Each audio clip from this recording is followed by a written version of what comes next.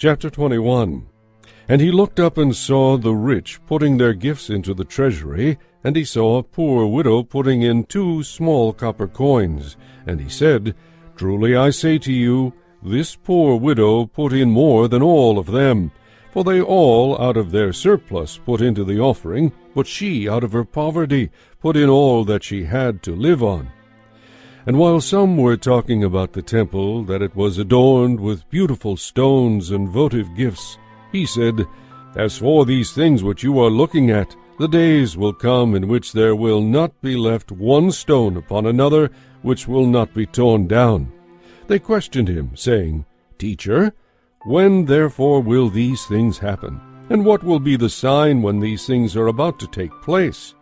And he said, See to it that you are not misled, for many will come in my name, saying, I am he, and the time is near. Do not go after them. When you hear of wars and disturbances, do not be terrified, for these things must take place first. But the end does not follow immediately. Then he continued by saying to them, Nation will rise against nation, and kingdom against kingdom, and there will be great earthquakes, and in various places plagues and famines, and there will be terrors and great signs from heaven. But before all these things, they will lay their hands on you and will persecute you, delivering you to the synagogues and prisons, bringing you before kings and governors for my name's sake. It will lead to an opportunity for your testimony. So make up your minds not to prepare beforehand to defend yourselves. For I will give you utterance and wisdom which none of your opponents will be able to resist or refute. But you will be betrayed even by parents and brothers and relatives and friends, and they will put some of you to death, and you will be hated by all because of my name. Yet not a hair of your head will perish. By your endurance you will gain your lives. But when you see Jerusalem surrounded by armies, then recognize that her desolation is near. Then those who are in Judea must flee to the mountains, and those who are in the midst of the city must leave. And those who are in the country must not enter the city, because these are days of vengeance, so that all things which are written will be fulfilled. Woe to those who are pregnant, and to those who are nursing babies in those days. For there will be great distress upon the land, and wrath to this people, and they will fall by the edge of the sword, and will be led captive into all the nations. And Jerusalem will be trampled under foot by the Gentiles, until the times of the Gentiles are fulfilled. There will be signs in sun and moon and stars, and on the earth dismay among nations, in perplexity at the roaring of the seas and the waves, men fainting from fear and the expectation of the things which are coming upon the world. For the powers of the heavens will be shaken. Then they will see the Son of Man coming in a cloud, with power and great glory. But when these things begin to take place, straighten up and lift up your heads, because your redemption is drawing near. Then he told them a parable. Behold, the fig tree and all the trees, as soon as they put forth leaves, you see it and know for yourselves that summer is now near. So you also, when you see these things happening, recognize that the kingdom of God is near. Truly I say to you, this generation will not pass away until all things take place. Heaven and earth will pass away, but my words will not pass away. Be on guard, so that your hearts will not be weighted down with dissipation and drunkenness and the worries of life. And that day will not come on you suddenly like a trap, for it will come upon all those who dwell on the face of all the earth. But keep on the alert at all times, praying that you may have strength to escape all these things that are about to take place, and to stand before the Son of Man. Now during the day he was teaching in the temple, but at evening he would go out and spend the night on the mount that is called Olivet. And all the people would get up early in the morning to come to him in the temple to listen to him. Chapter 22. Now the feast of unleavened bread, which is called the Passover, was approaching. The chief priests and the scribes were seeking how they might put him to death, for they were afraid of the people. And Satan entered into Judas, who was called Iscariot, belonging to the number of the 12. And he went away and discussed with the chief priests and officers how he might betray him to them. They were glad and agreed to give him money. So he consented and began seeking a good opportunity to betray him to them apart from the crowd. Then came the first day of unleavened bread, on which the Passover lamb had to be sacrificed. And Jesus sent Peter and John, saying, "Go and prepare the Passover for us, so that we may eat it." They said to him, "Where do you want us to prepare it?" And he said to them, "When you have entered the city, a man will meet you carrying a pitcher of water.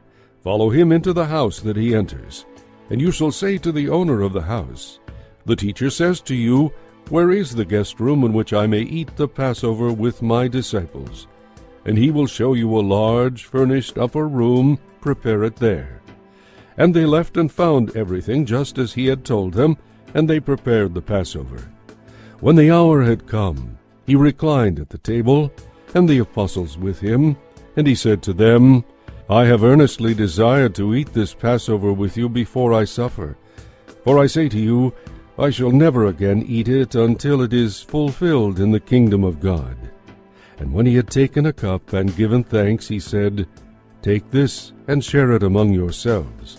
For I say to you, I will not drink of the fruit of the vine from now on until the kingdom of God comes." And when he had taken some bread and given thanks, he broke it and gave it to them, saying, "This is my body, which is given for you. Do this in remembrance of me." And in the same way he took the cup after they had eaten, saying, "This cup which is poured out for you is the new covenant in my blood. But behold, the hand of the one betraying me is with mine on the table. For indeed, the Son of Man is going as it has been determined, but woe to that man by whom he is betrayed." And they began to discuss among themselves which one of them it might be who was going to do this thing. And there arose also a dispute among them as to which one of them was regarded to be greatest. And he said to them, "The kings of the Gentiles lord it over them, and those who have authority over them are called benefactors. But it is not this way with you. But the one who is the greatest among you must become like the youngest, and the leader like the servant. Or who is greater, the one who reclines at the table, or the one who serves? Is it not the one who reclines at the table? But I am among you as the one who serves. You are those who have stood by me in my trials, and just as my Father has granted me a kingdom, I grant you that you may eat and drink at my table in my kingdom, and you will sit on thrones judging the 12 tribes of Israel. Simon, Simon, behold, Satan has demanded permission to sift you like wheat. But I have prayed for you that your faith may not fail. And you, when once you have turned again, strengthen your brothers." But he said to him, "Lord, with you I am ready to go both to prison and to death." And he said, "I say to you, Peter, the rooster will not crow today until you have denied 3 times that you know me." And he said to them, "When I sent you out without money belt and bag and sandals, you did not lack anything, did you?" They said, "No, nothing."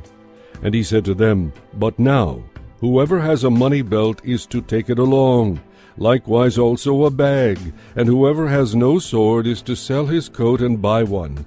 For I tell you that this which is written must be fulfilled in me."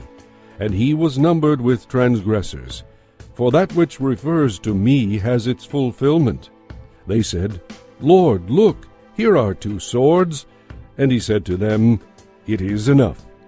And he came out and proceeded, as was his custom, to the Mount of Olives. And the disciples also followed him. When he arrived at the place, he said to them, "Pray that you may not enter into temptation." And he withdrew from them about a stone's throw, and he knelt down and began to pray, saying, "Father, if you are willing, remove this cup from me. Yet not my will, but yours be done." Now an angel from heaven appeared to him, strengthening him. And being in agony, he was praying very fervently, and his sweat became like drops of blood falling down upon the ground. When he rose from prayer, he came to the disciples and found them sleeping from sorrow, and said to them, "Why are you sleeping? Get up and pray that you may not enter into temptation." While he was still speaking, behold, a crowd came, and the one called Judas, one of the 12, was preceding them, and he approached Jesus to kiss him. But Jesus said to him, "Judas, are you betraying the Son of Man with a kiss?" When those who were around him saw what was going to happen, they said, "Lord, shall we strike with the sword?" And one of them struck the slave of the high priest and cut off his right ear. But Jesus answered and said, "Stop, no more of this." And he touched his ear and healed him. Then Jesus said to the chief priests and officers of the temple and elders who had come against him, "Have you come out with swords and clubs as you would against a robber? While I was with you daily in the temple, you did not lay hands on me. But this hour and the power of darkness are yours." Having arrested him, they led him away and brought him to the house of the high priest. But Peter was following at a distance. After they had kindled a fire in the middle of the courtyard and had sat down together, Peter was sitting among them. And a servant girl, seeing him as he sat in the firelight and looking intently at him, said, "This man was with him too." But he denied it, saying, "Woman, I do not know him." A little later, another saw him and said, "You are one of them too." But Peter said, "Man, I am not."